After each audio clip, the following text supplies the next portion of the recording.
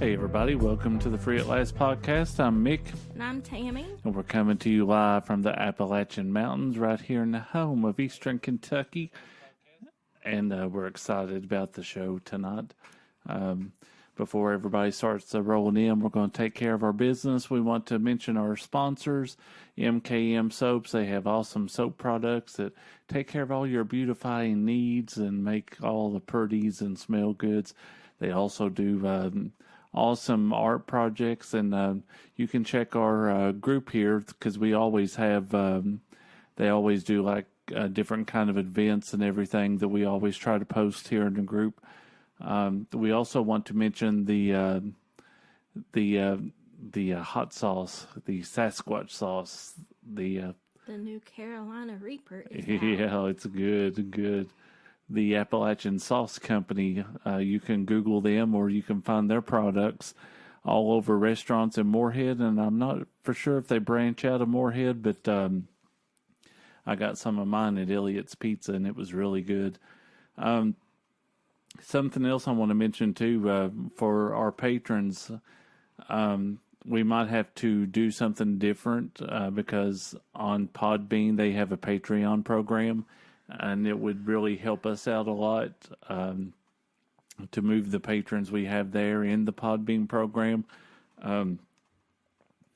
Everybody that we have so far, we'll get together with you later and go in more detail about that.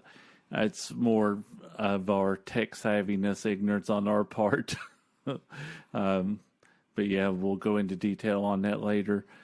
Tonight's episode, we thought that we had a suggestion from one of our viewers to tackle the subject of how to deal with narcissistic people. And this is this is a hard subject for us. Not hard as in hard to explain, but it's one of those lessons we had to learn the hard way. Yeah, like we've been through it Yeah, recently. and still going through it. Yeah, so.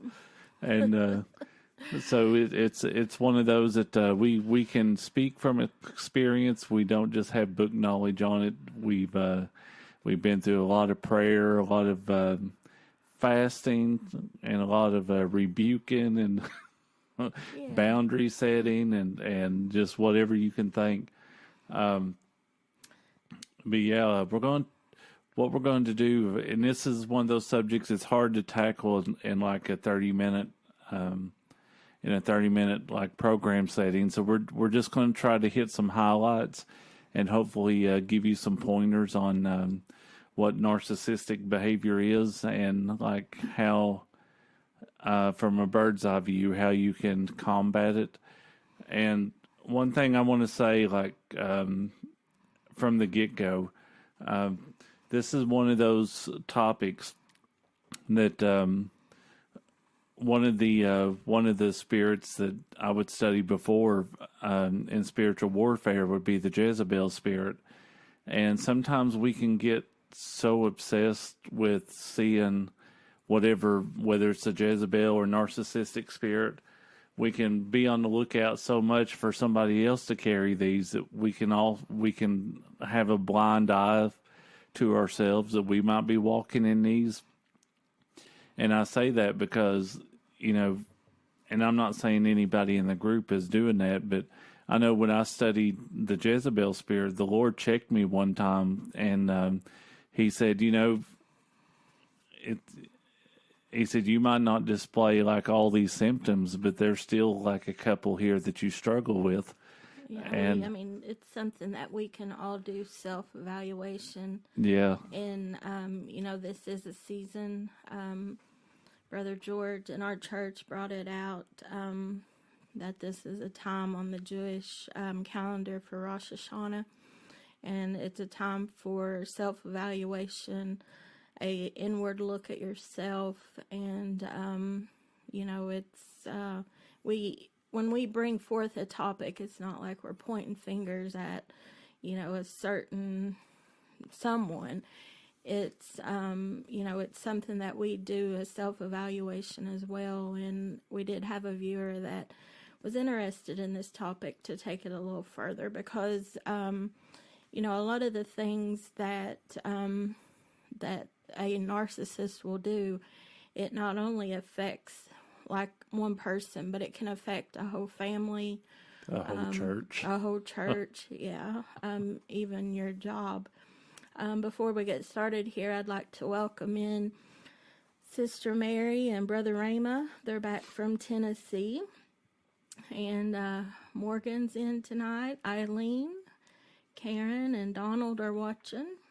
And Brother George is also on here tonight. Yo. So, yeah, we'll go ahead and get started on these. So number one, we'll get into, like, their love is always conditional. And what we mean by that, one of the things we experienced is even in their gift giving, it's like, even though that they're showing, quote unquote, their love through their gift, it's like their gifts always have strings attached. Emotional strings. Yeah, emotional strings.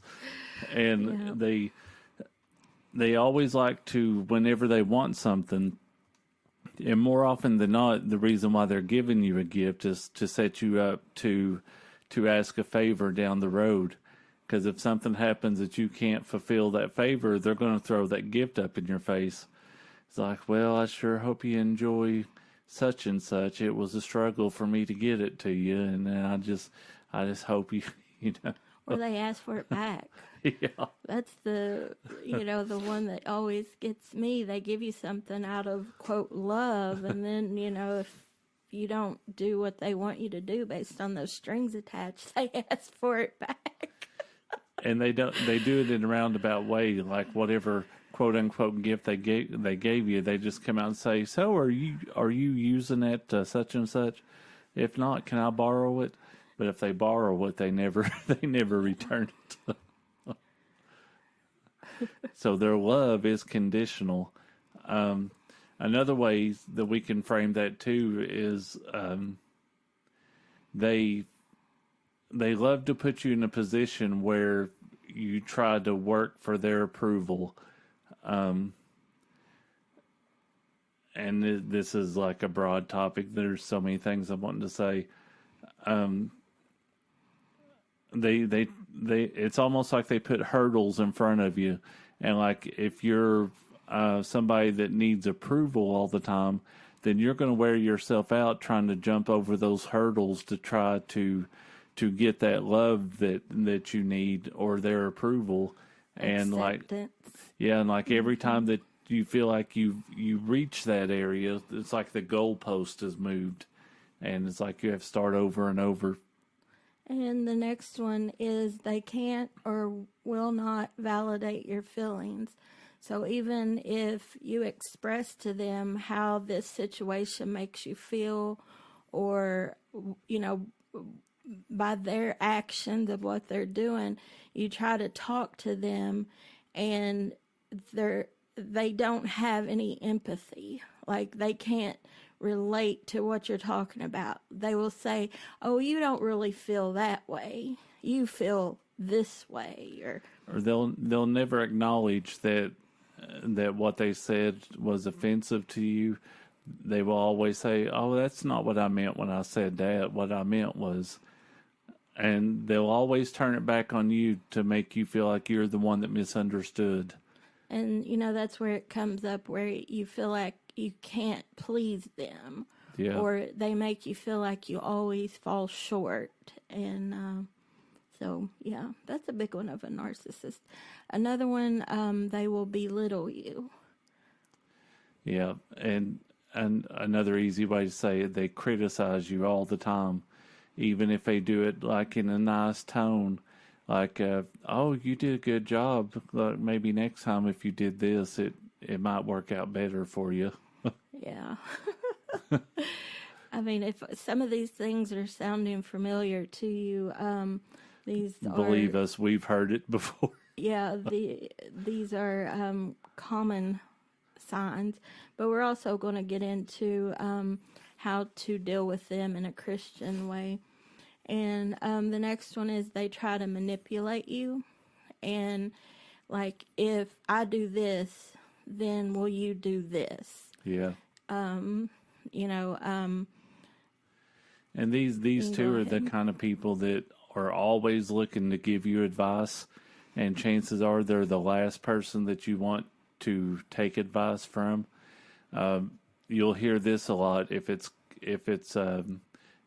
coming from a narcissist.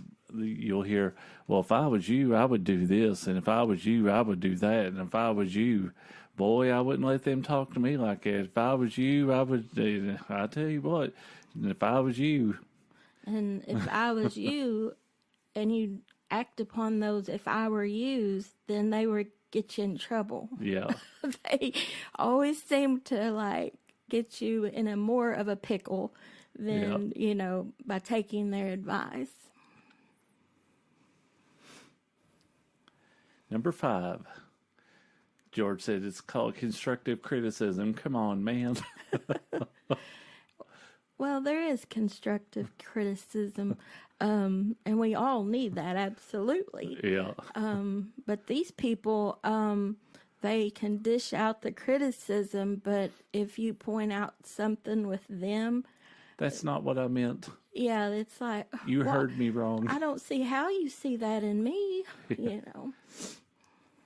So yeah, And that's a two, big one. it's like everything we're talking about, like if everything comes together, not just like, you know, one or two instances. Yeah.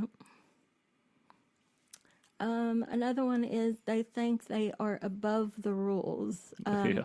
Another one is they think they're above the law. Above the law. So if they don't think the law applies to them or rules don't apply to them. And you see this a lot. It's usually this person has a trouble holding down a job because they have a problem with authority. They will always have trouble with how a church service flows. They will never have anything good to say about leadership if they're not the one in leadership. Let's see. You will always find them doing something just outside of the lines of what the rules have been set. A good one is, you know, you heard the funny saying, "Well, it's all legal till you get caught."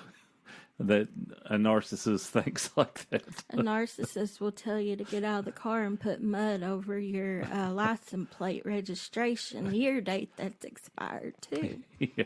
Because, yeah, we're above the law. Yeah. And if we get caught, that mud won't be, you know. Mickey told me this story and I just had to laugh. I'm like, my word. Sister Karen said, "Is Satan a narcissist then?" Satan is the supreme narcissist. And the reason why I say that is because what got him kicked out of heaven, he said, "I will exalt my throne over the throne of God." Yeah. And that's what got him kicked out. And narcissists are unpredictable. You never know what they're going to do. And we could really elaborate on this, but it's like in an exact moment where social behavior is needed, such as like a wedding or a funeral, they will try to show themselves. Or, you know, like if you're, and I'm just using this for an example, like if you're at a funeral, you expect the atmosphere to be somber or, you know, grieving, and they'll try to show themselves. Yeah. Or, you know, because they like the attention. They, I call it the me monster. yeah. And you can even hear like if people testify like all the time, and you hear me, and you hardly hear anything about God, but you hear, "Oh, I've done this and I've done that." Yeah. And that's the unpredictability. Like you Yeah. don't know what they're going to say or do that will draw attention to them. They always want the focus on them.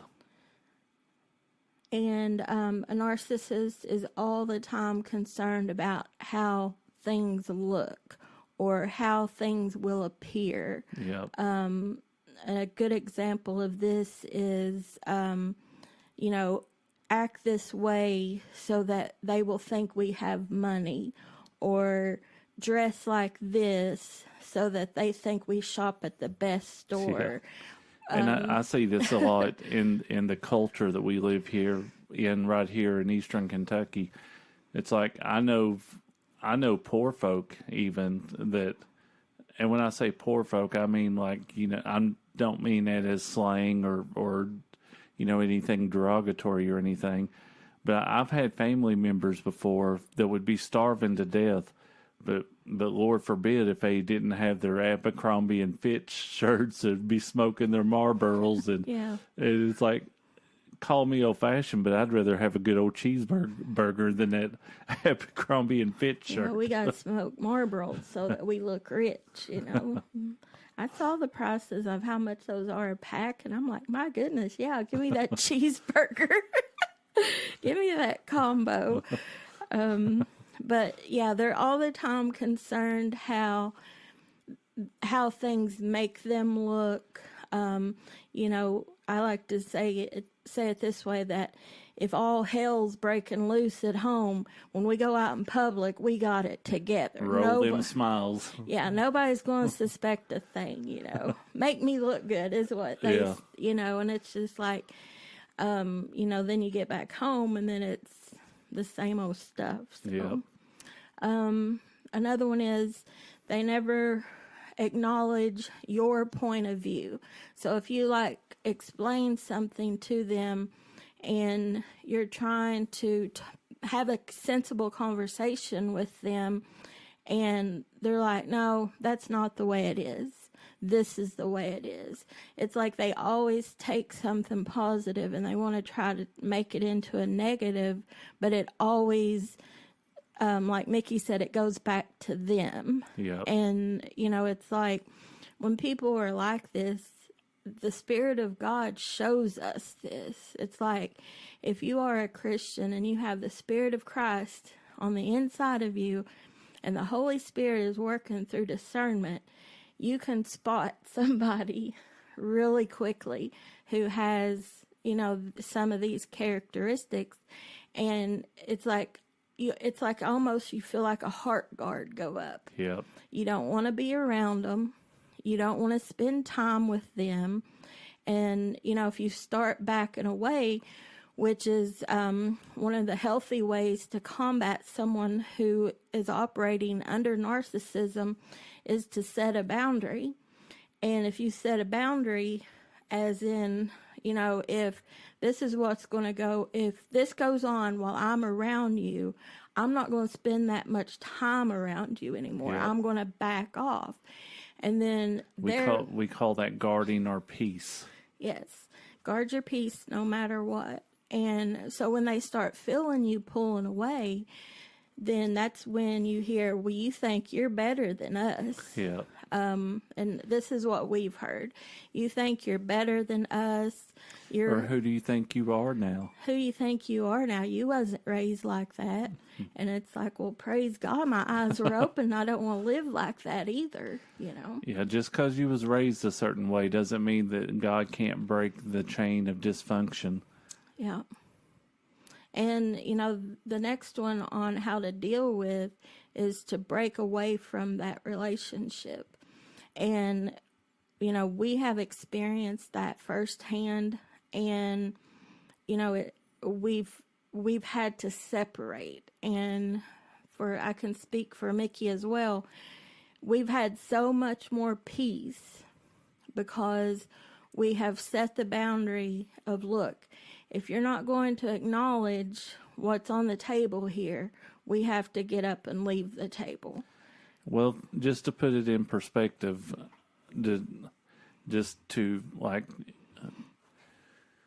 last October, there were some issues that I had to confront in my family, and it got to the point to where the family member said, I have nothing to apologize for. There's nothing on my end. I don't know what you're talking about. So I told this person, I said, well, until you're ready to deal with the issues at hand. I said, we have nothing to talk about. And it has been, since almost a year. We're going on a year. Yeah. And the funny thing is, it's like, even though that we haven't talked in about a year, this person still likes to keep up appearances, still likes to make it look like everything's honky-dory. And, you just have to let them play their game. But it's like, for me, it's like I am not going to step myself into that world where I have to pretend that something's okay when it's not. Right. Because I don't believe that derives from a spirit of truth. I don't believe it's godly. And I will not indulge in anything that I feel that's being driven by a demonic spirit. Right. No matter who's the carrier of it. Or, in our instance, if someone asks you to do something that's immoral to your Christian values, or absolutely, not allowed by government law, Yeah. because you have to stand your ground. You have to draw that line in the sand and say, look, you're participating in this and you're asking me to go against my morals and my values to make things look like everything's perfect. I can't do that. So I'm stepping away. And you have to,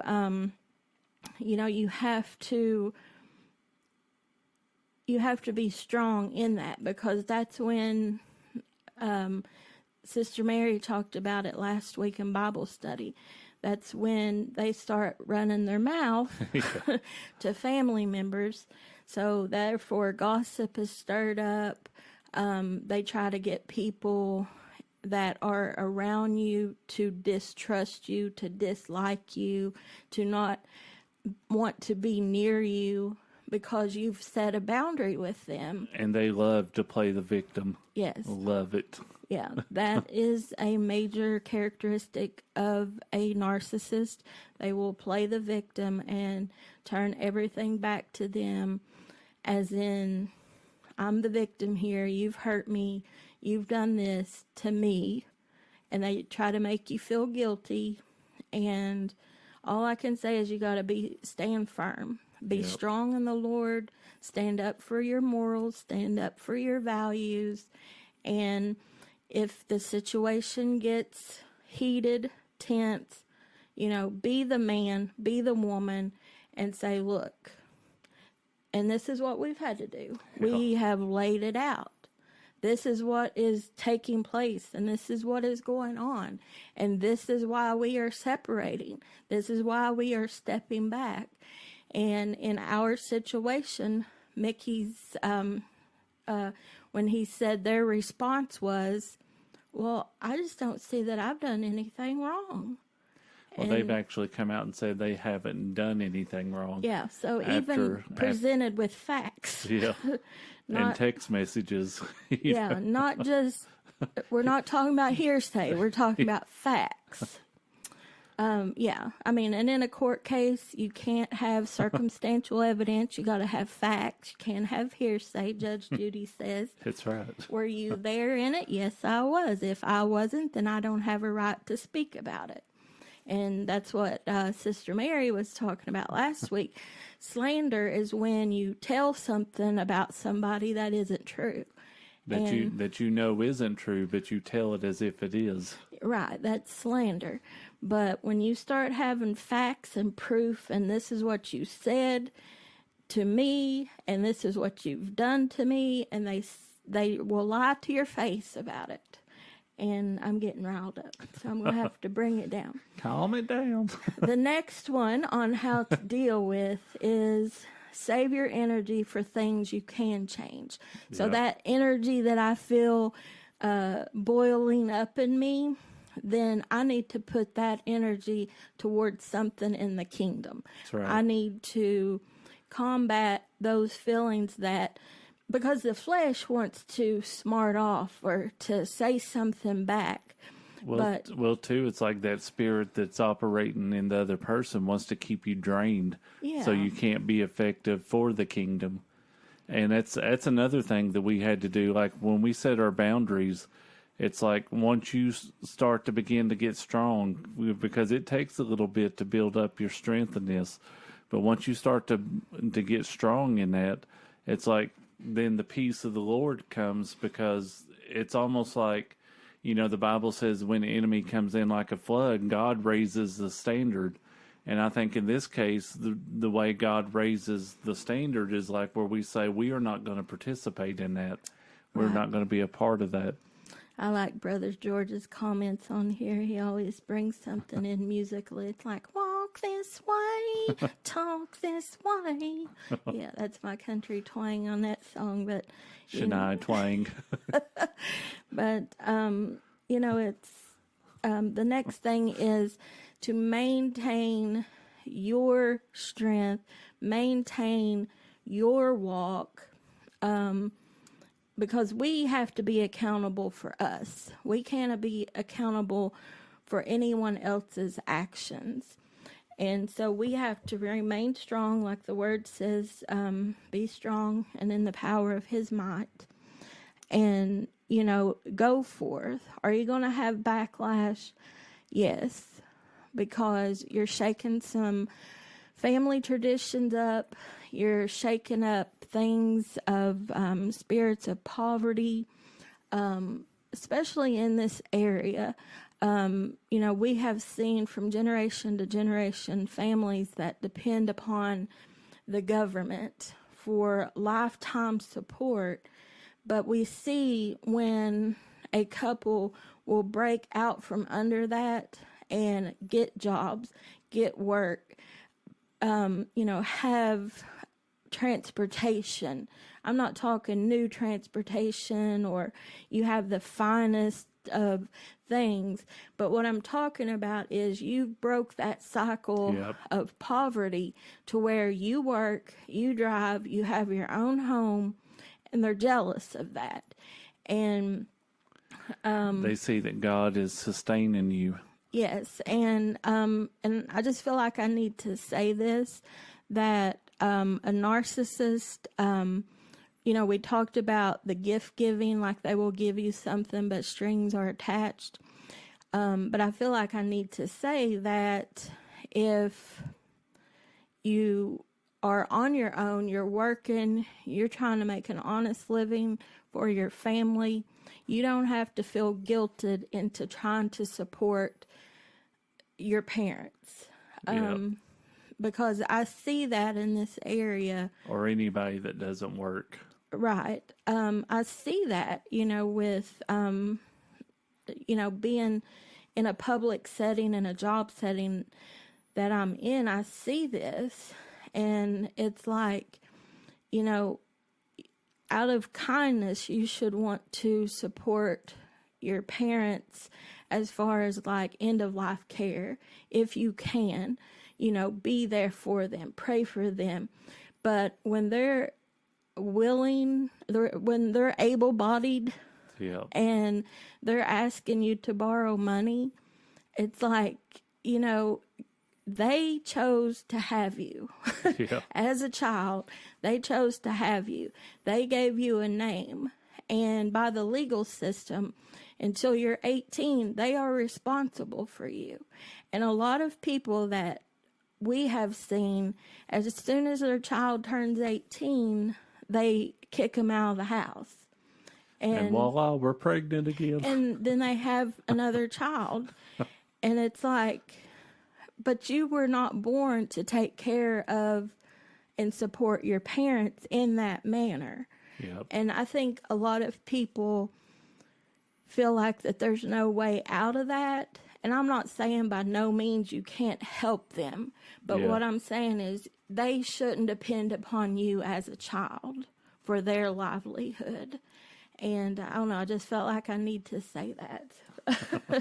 Because, and that's, and they will make you feel guilty if you don't help them or you don't do for them. Or that's where you'll hear, that's not how I raised you. And, it's like the word says, and I go back to the word, when, God, he created marriage between a man and a woman. Yep. And he wanted the family unit to be fruitful, to be multiplied. And the word says that you leave your mother and your father. And, it's scriptural. It's like, as a man of God, you have a responsibility to take care of your household. Yep. And, that's what we preach and try to get across is we want our men to be strong in the Lord and lead their homes. Yeah. And, it's like, but if you're trying to support another family outside of your own home, you're taken away from your wife, your kids. Yep. And I just don't feel like that's the plan of God, So I'm being strong tonight on that, but Mickey's like, better bring it down. Oh, no. But you have the responsibility of your own home, and when you start getting in alignment, and I feel like I'm speaking to the heads of the home, when you get in alignment with God's order, you will see blessings that will overtake you and your family. Let me tell you, getting in order, it's not easy. Because one of the reasons why a lot of men shy from it is because of the responsibility of it. But, we like to talk about the parable of the gift where the guy hid it in the ground.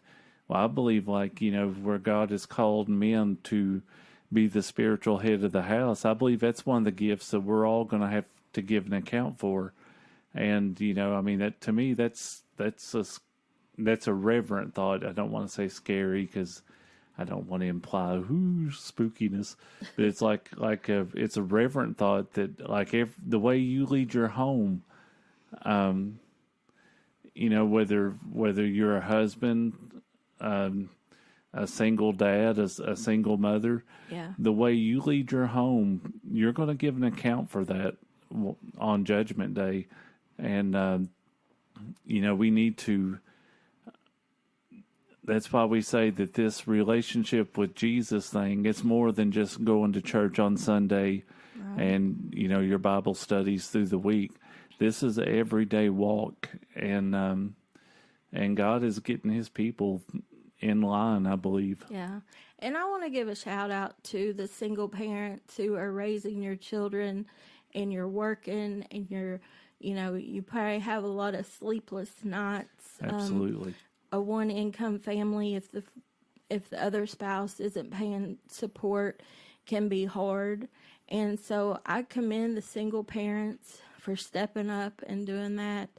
And it's like with what we've talked about tonight, it's been a hard subject all the way around, but that's where we have to depend upon our faith in God. That he will never leave us nor forsake us, and he is with us always.